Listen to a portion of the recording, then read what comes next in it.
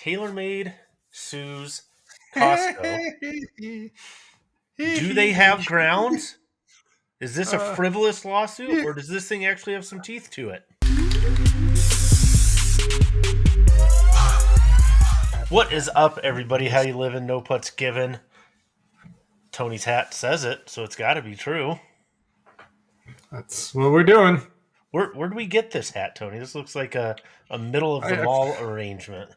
It may be. I found this at the test facility. I think it was a one-off that somebody sent us.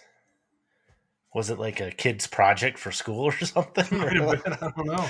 Could have been one of those. Well, hey, big topic this week. We're going to talk about litigiousness in the golf industry, specifically our friends TaylorMade and the location where you buy 5-gallon jugs of mayonnaise and my favorite virgin olive oil. We discussed that before. And your hot tub, right? Your hot tub. And my hot tub.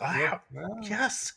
Yeah, plus many, many other things which we'll get to. But before we get to that stuff, Wyndham Clark wins at Pebble. First signature event on the PGA Tour, $20 million purse. He gets, like $3.6 million? And, I mean, you can say... Not bad for 3 days' work. Not bad for 3 days' work. I was going to say he won the tournament, but he was just kind of more like he was ahead when the tournament ended. It's a little bit different. That's how everybody wins, though, right? You're ahead when it ends. Yeah, we didn't lose. We were just behind when time ran out. I mean, a totally different format for Pebble this year, obviously being only 80 players, and thank God we didn't have to watch George Lopez or some of these other guys, hack it up. Which I get it. There's part of that that's fun, but anyway. Question for you, Tony. He shoots Wyndham, shoots a 60. Could have very easily been a 58, 59. But it was lift clean in place. Does it still count as a course record? It shouldn't. I mean, all credit to Wyndham, but I know that when I play lift clean in place, I find advantages. So you can get a little something back here and there with lift clean in place. Everybody gets advantages. I agree. So does that just mean hey, if you're playing, there's a reason some people call it lift clean and cheat instead of lift clean in place, right? There's a reason some people call it that, but should it be one of those things hey, it's lift clean in place today. Any records are off today. Can't get them.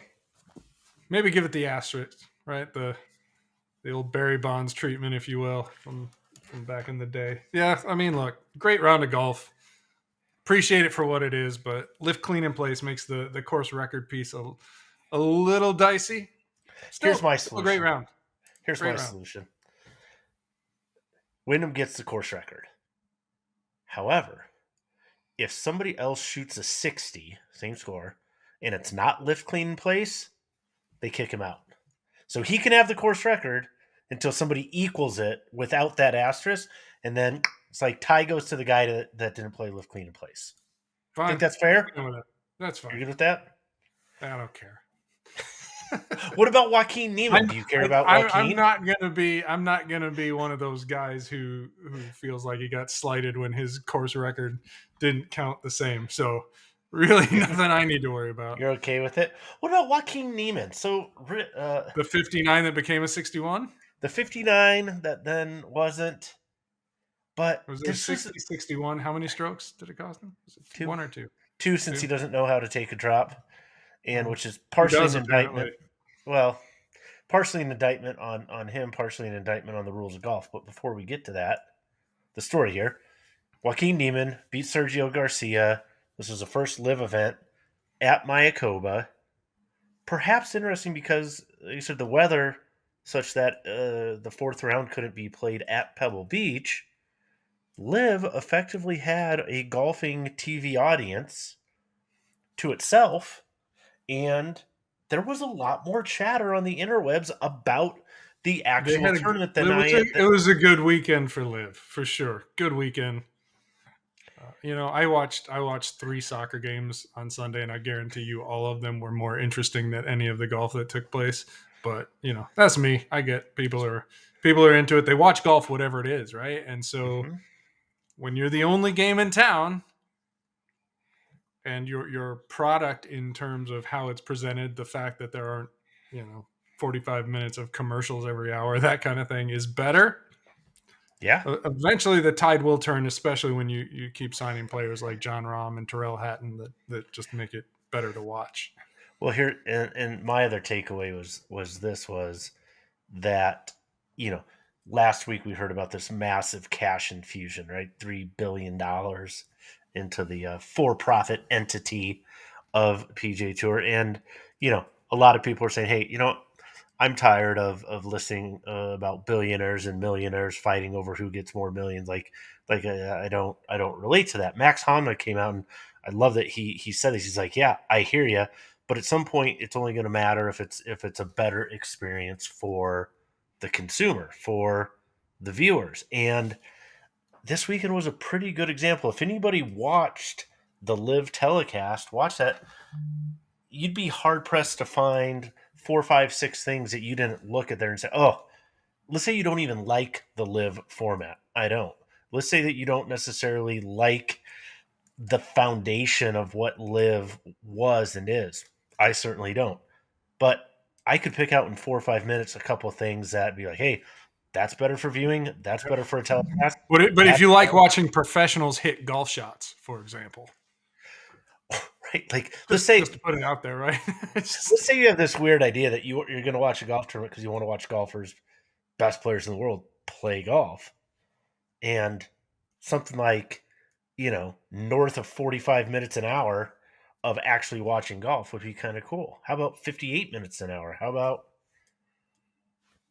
the technology, the top trade, like the live scores, like expected score and results and things based on where they're at on the course? Like, there's some really, really, really compelling features it's amazing what you can do when how you hope to recoup from your product is not from the product itself. They're not trying to get advertising revenue, right? They're trying to maybe monetize the teams, but ultimately the payment is in boosting the profile for Saudi Arabia. That's ultimately what this is about, right? Call it sports washing, whatever you want.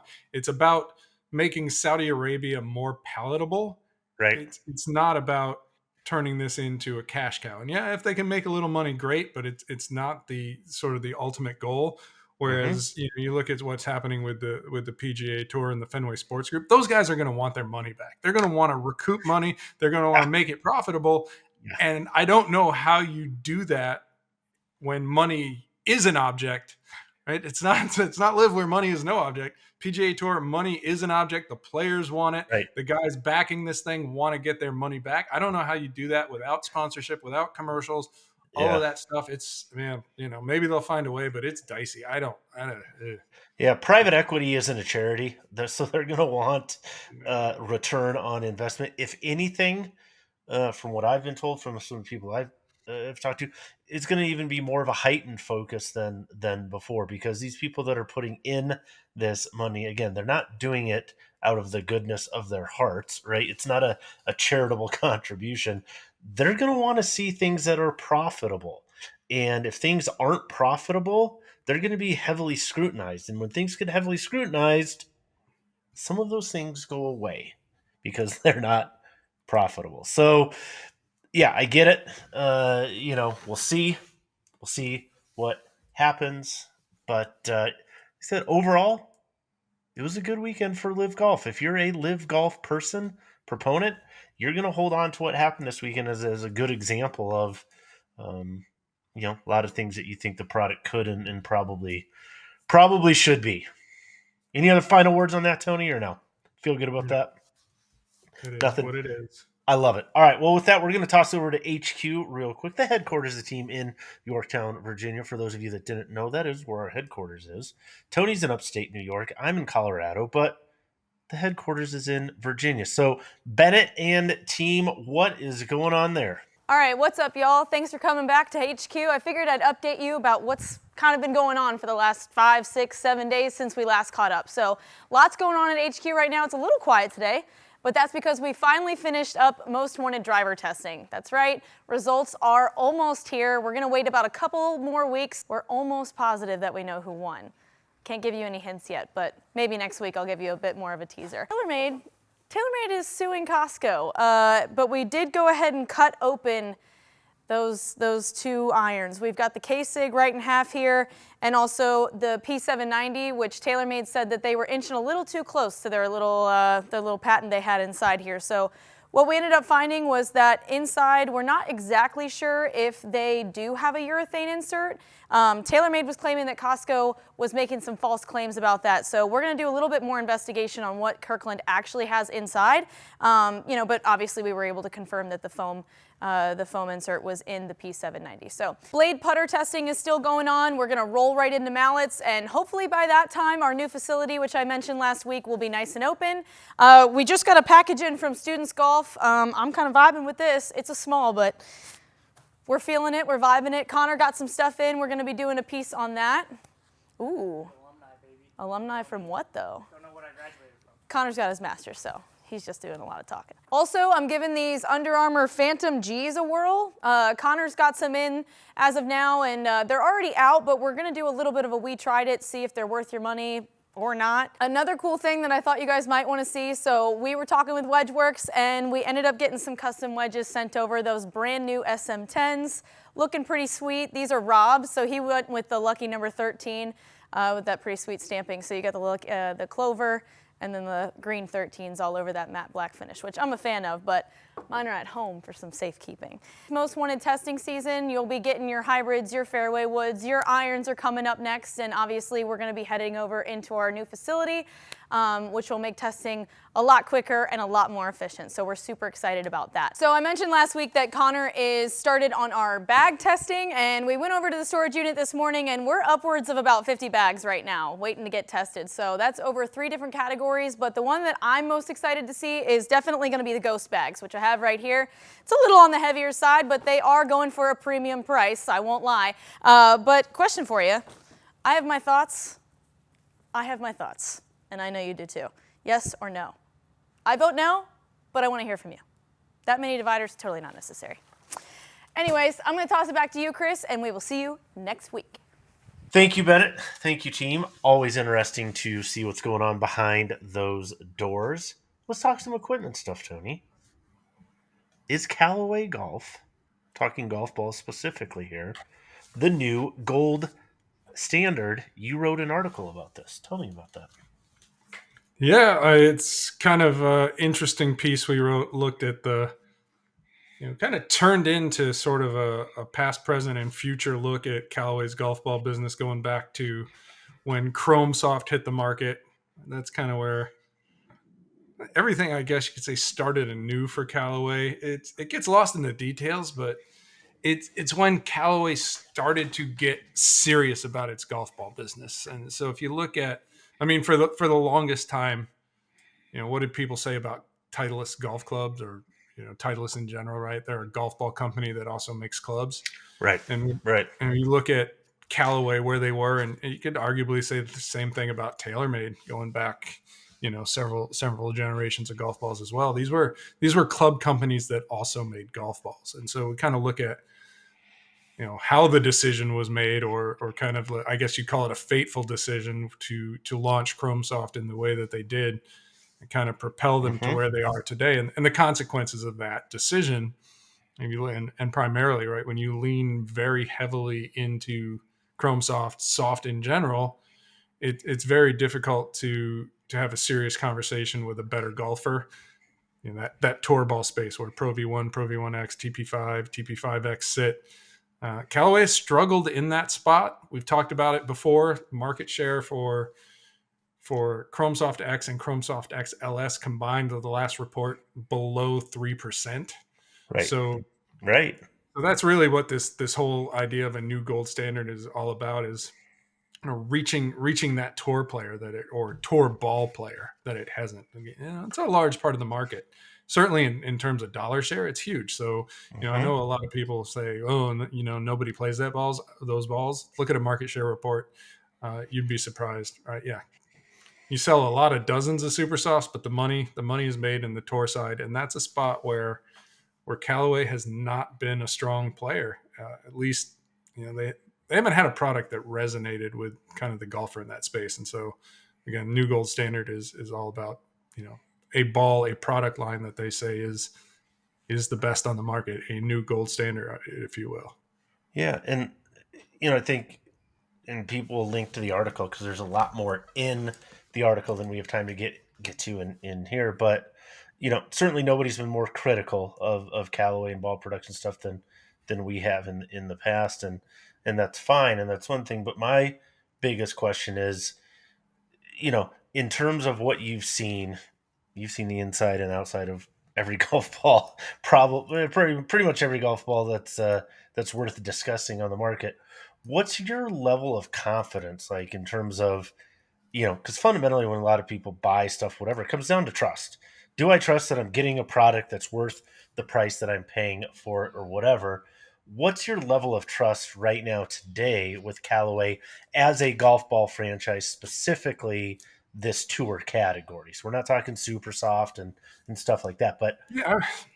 they're top tier. So first of all, we know, looking at our past two robot tests, for example, we tell you Chrome Soft X performs really well. It's maybe it's spinnier than I need, for sure, which makes it spinnier than a lot of guys need. It is on the spinnier side, and that's where kind of Chrome Tour comes in now.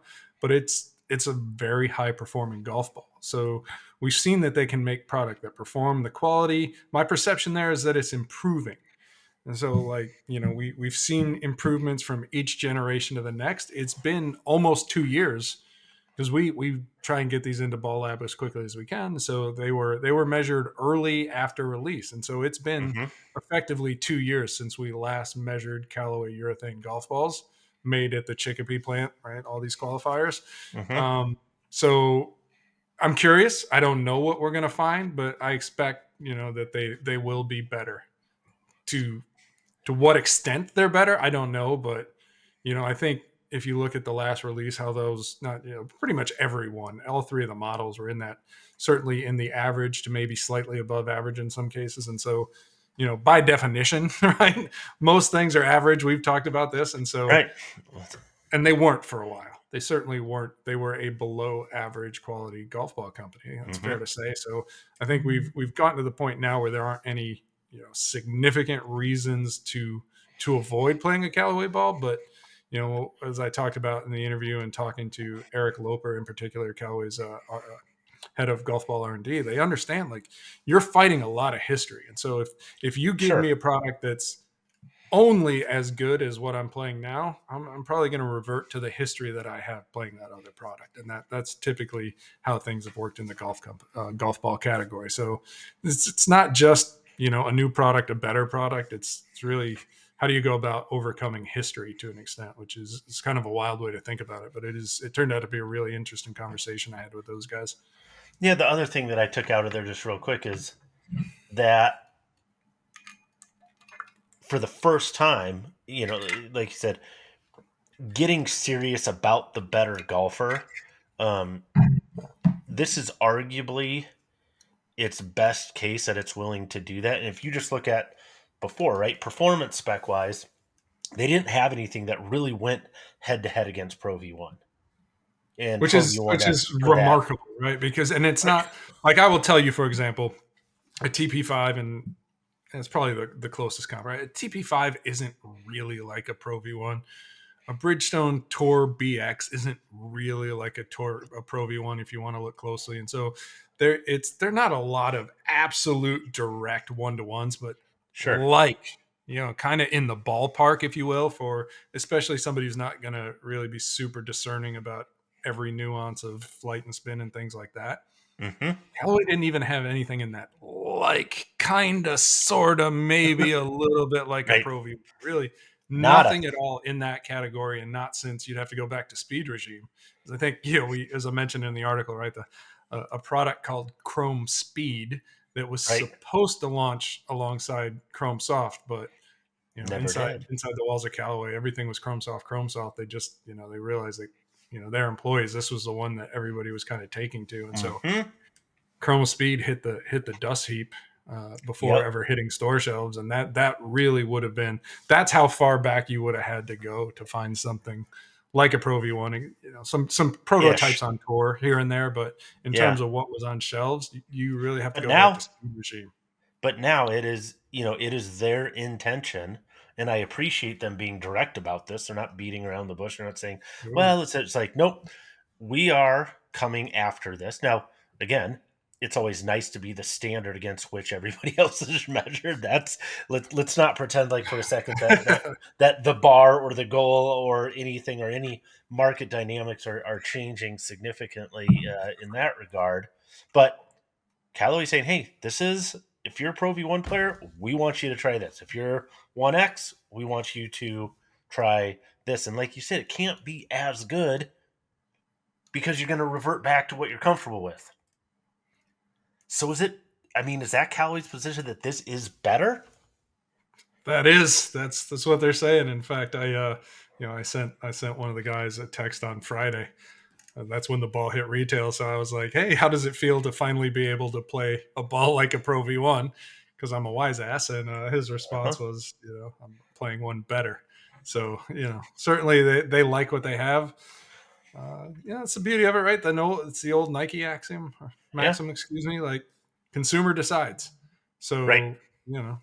It's ultimately up to golfers to decide which is better. Yep. And certainly we'll put everything through the test like we always do, but golfers decide. That's the beauty of it. All right. One word to describe. So I'm going to give you a situation here.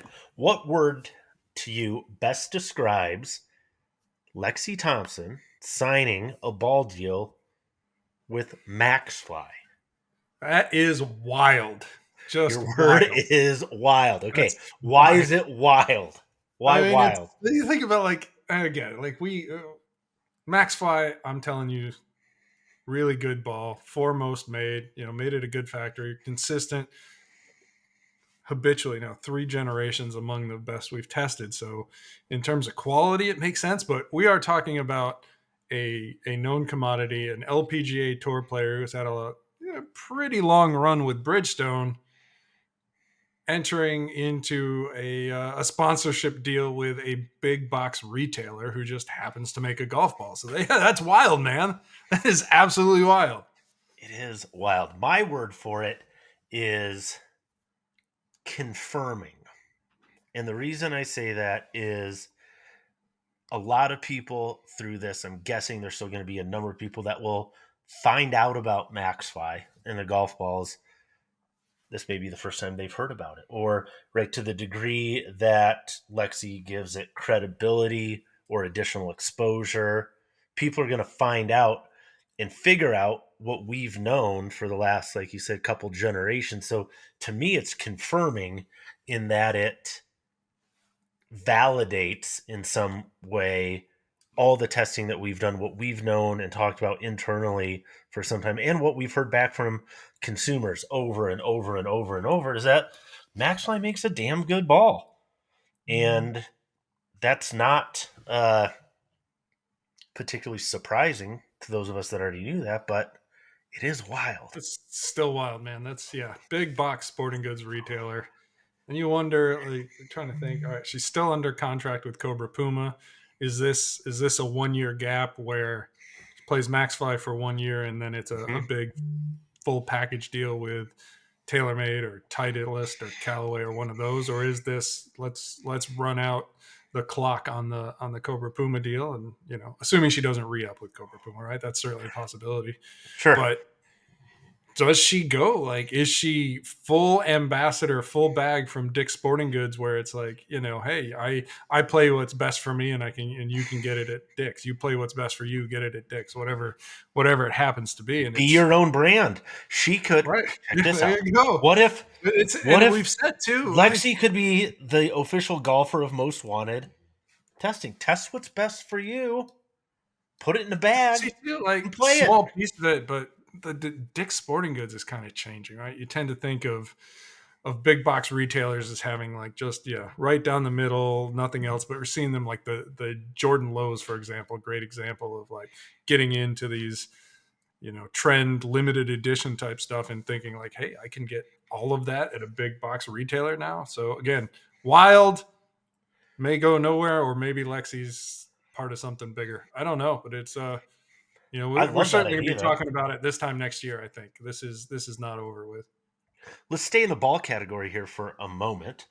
And we know that, we're on an off year, if you will, for Titleist franchise. So talking Pro V1, Pro V1X stuff, there's no news there anticipated this year, obviously. We've said Callaway. We know that. Obviously, we talked about that, talking about Bridgestone. We saw some of that last week. The calendar would suggest that TaylorMade should have something new out as well. So, scale Can of 1 to confirm, 10. yes. Can confirm. Scale of 1 to 10. How important is this ball release for TaylorMade? Not for you or me, but looking at it from TaylorMade's perspective, how big Yeah, of a it's deal is this for them? biggest ever, I think. 10. That's I think where we're at, because again, it's been 3 years. Start there, right? This current generation TP5, TP5X, 3-year release cycle, which is almost unheard of in the ball category. And a good bit of the reason for that is, we've talked about all the upgrades Callaway has made, right? Investments in the Yep. factory. Well, TaylorMade made a sizable investment in a factory in so much as it bought one since the last one was released. So they bought a factory outright. They essentially had a partnership with Foresight that they've taken, as I understand it, pretty much full control over a second factory or piece of a factory. I don't know the exact specifics there, if I'm being honest, but basically total control of a production line there, in addition to the Nassau plant, or what was Nassau in Korea. We've talked about before how they completely redid the range at the Kingdom for ball testing, state-of-the-art indoor test range inside their headquarters at Carlsbad. So it hasn't been talked about as much, but TaylorMade is another company that's made a tremendous investment in golf ball design, R&D, whatever you want to call it, over the last 3 years. And so, I think it's not a shock for me to say, based on our tests, and we tested the current one twice, like there were some issues with that ball. I would go so far as to say it's one of the rare products that I would argue was not as good as the one that came before it. And so there's, in my estimation anyway, in my opinion, some makeup to do there, but they have all the tools in place to do that. So I think this is an important one for TaylorMade. And again, like, this is in a year which Titleist does not have a new Pro V1, Pro V1X. Like, this is the time for challenger brands, and even TaylorMade and Callaway are challenger brands in the ball category, to try and make a move and make some noise. So kind of an exciting year in that respect. It's absolutely a 10 in terms of importance to them, because of exactly what you just said, which is, just look at it from the market dynamic standpoint. Like you said, this is the year that if you want to gain meaningful market share in the tour ball category, whether it's going from 3% to maybe 5 or 6, like I said, talking about Callaway, but if you want to take a chunk, find that growth, this is your year to do it. So this is the opportunity, right? And it's this year, and like I said, it's been a 3-year wait since the last ball, which, again, I would agree with you, wasn't, to me, as good as the ball that was before. There were a number of issues with the current generation of that ball. So not only is there a huge performance opportunity there, but if you don't go and get this market share now, or have a very compelling story for golfers right now for that ball, it ain't going to get any better next year. No, next year gets harder. This is as easy as it is. This is as easy as it gets right here. So. Yeah, so this is your chance. This is significant. And we're still talking about golf balls. I did not know this, Tony. You wrote an article, Ask My Golf Spy Stuff, for talking about the new AVX from Titleist. A couple of questions that popped up in there that I thought might be interesting. What does AVX actually stand for? It's funny, like, I had never asked, and it was one of those, like, huh. A couple of people asked the question. I was like, let me reach out and find out. And you look at it, go, yeah, that makes sense. AVX is the alternative to the Pro V1 and Pro V1X. So alternative to V and X, if you will. There you go. Yeah, it's like when I figured out, like, Lexus was, luxury exports to the U.S. That's how Toyota came up with it. I didn't know that. I didn't know it either. So I was like, huh, that totally. My life is not better for it, but no, right. mine. But it's something. It's something. So ultimately, like I said, we found out. Obviously, they moved this one to being made in ball plant 2. This was the other. Why? Because we dug into this a little bit more. Why did they change, and why should any golfer care about why they changed where it's made? Well, I don't know that you should, and I don't know that you shouldn't, and that's kind of one of these things, right? The significant change is moving from a cast urethane cover to a TPU, aka injection molded urethane. So still urethane, a little bit different process, more in line. Like, it's the same process Callaway uses, same process Bridgestone uses. So it's not, we're not out in left field or on an island or anything like that. So it's going to be interesting to see if any golfers notice or care or say, hey, I like the old one better around the green. I feel like it did X, Y, and Z, and that it, can that be attributed to the cover? I don't know. Again, classic case of consumer decides, but in terms of the why, every ball company right now would love to have more capacity. And so with Titleist taking tour speed out of the lineup, freeing up capacity at ball plant 2, let's shift AVX to ball plant 2. That gives us ball plant 3, where we make Pro V1, Pro V1X, and left dash with more capacity. And you're going to see, this is the year, what you're going to see from Titleist this year in a second year of Pro V1 and Pro V1X. They're going to talk about left dash a lot more, I think. So you're going to see kind of a push towards left dash, which, I think most people watching this are familiar, watching, listening, know what left dash is. But the marketplace as a whole, it's entirely possible that more than half of the golfers who stumble upon Pro V1, Pro V1X on a shelf at a Dick's Sporting Goods or PGA Superstore have never ever noticed the left dash. And part of that may be like it hasn't been on every shelf. It hasn't always had the inventory kind of stuff. Yeah. So I think it's probably a capacity play and primarily with a means to not only keep everybody fully stocked with Pro V1 and Pro V1X, but also energize left dash.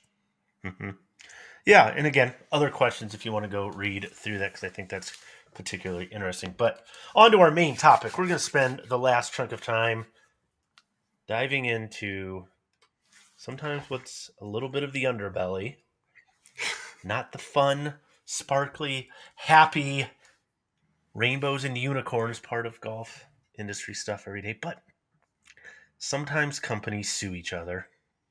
Sometimes companies, have a product, they fly a little too close to the sun and get those wings burnt a little bit. And that's exactly what happened last week when TaylorMade filed suit against everybody's favorite mayonnaise, 5-gallon mayonnaise producer, Costco.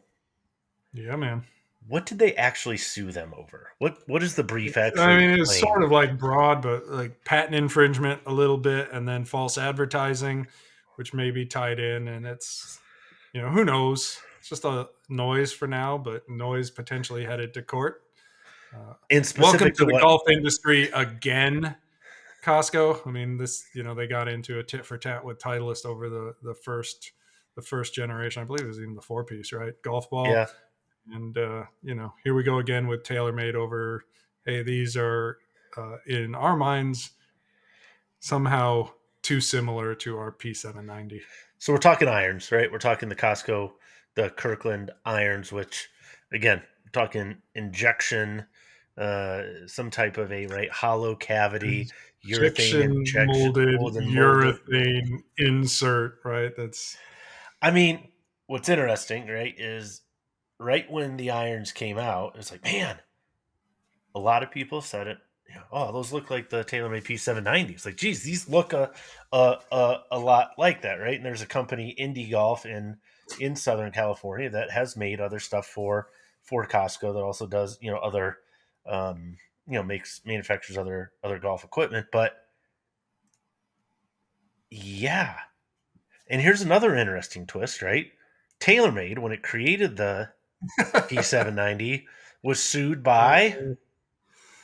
Yeah, PXG went after them over the original P790, which they said infringed on 0311, and that was settled, and we're not entirely sure. I have my own theory as to who got the better of that deal. Who did? Who do you think got the better of that one?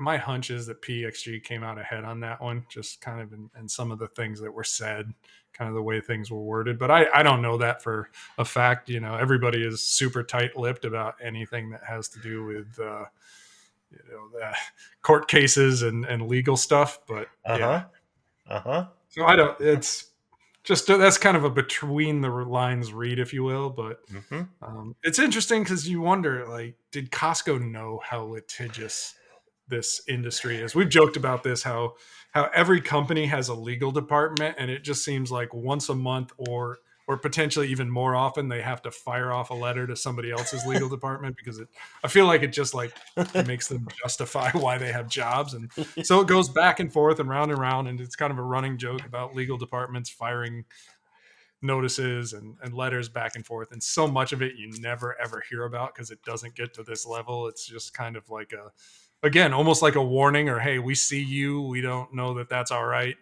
kind of thing. So that's, I mean, that's just part and parcel of the golf industry.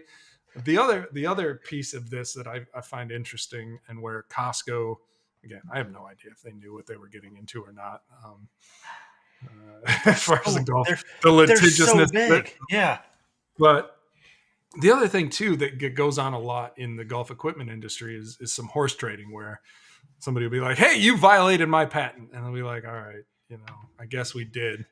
And then Yep, they're like, you "All caught right, me." well, instead of turning this into a huge court public monetary thing, it's like, all right, you borrowed a little bit of our technology, so how about you just let us borrow a little bit of yours, and we're cool. And so you get that. That's happened all the time through the years as well, where it's a literal give and take to an extent, or take and then give, but however you want to look at it. So that happens too. And again, if you're Costco, you've got nothing that, from an IP perspective, that anybody in the golf industry wants. Like, I'm not really interested on the cover of your the cover technology on your factory ball that spins a lot and is terrible in the wind. I'm not. Right. I don't really need a partner for that. So, right. They're kind of up against it there. So it'll be fun to see. What if we sent you a couple pallets of rotisserie chickens every month? Like maybe, I mean, I guess that, in terms of what do we think is going to happen with this, they said these things get solved a million different ways. A lot of times they never see the light of day. Sometimes it is hey, you have to pull them off the shelves. And okay, fine, whatever. They go back, Costco goes back, retools, figures out exactly where they flew too close to the sun, tweaks it, changes it, whatever. And now they come back to say, okay, yep, we did it. Now we have the new irons that look pretty much exactly like the old ones, but we tweaked a couple things so that now we aren't violating at all whatsoever. And away we go. It's interesting to me that if you look right, the headline is TaylorMade sues Costco.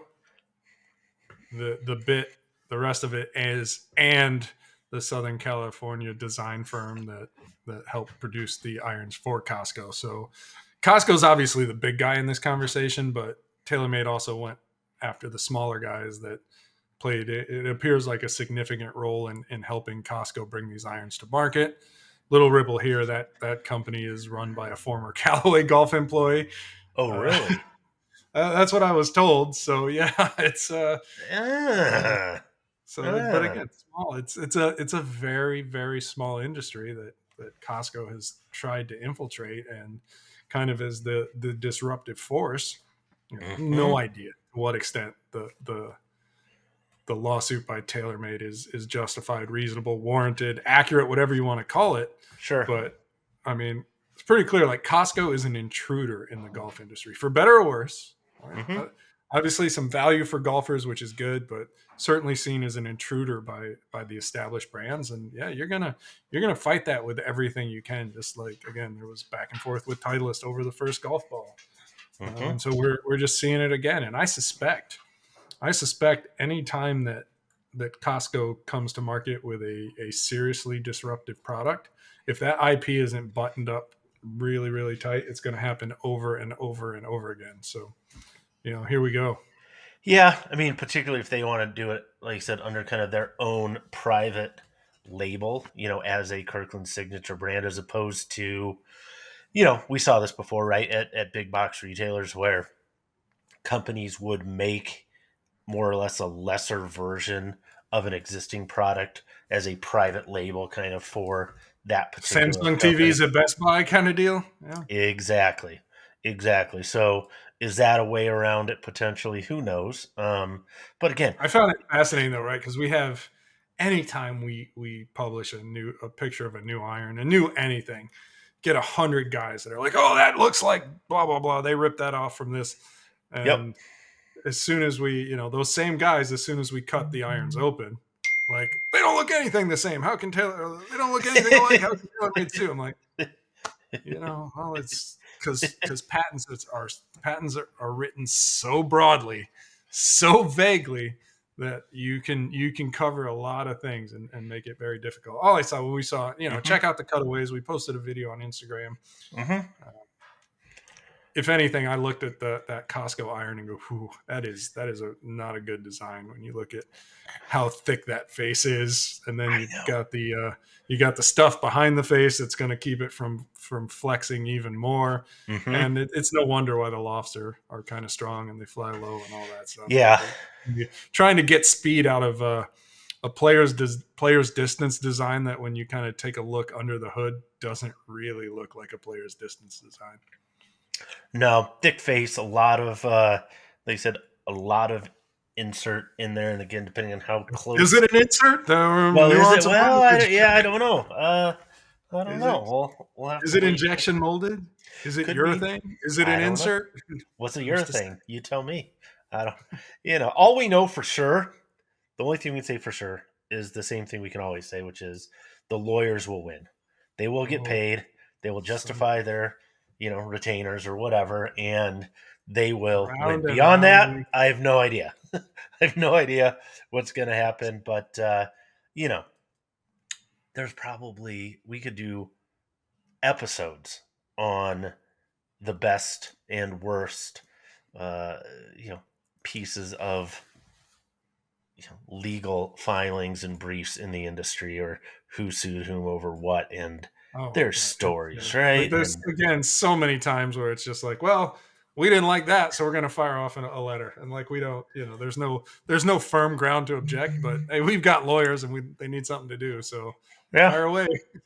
We've gotten a couple of those letters over the years. Every now and again, yeah.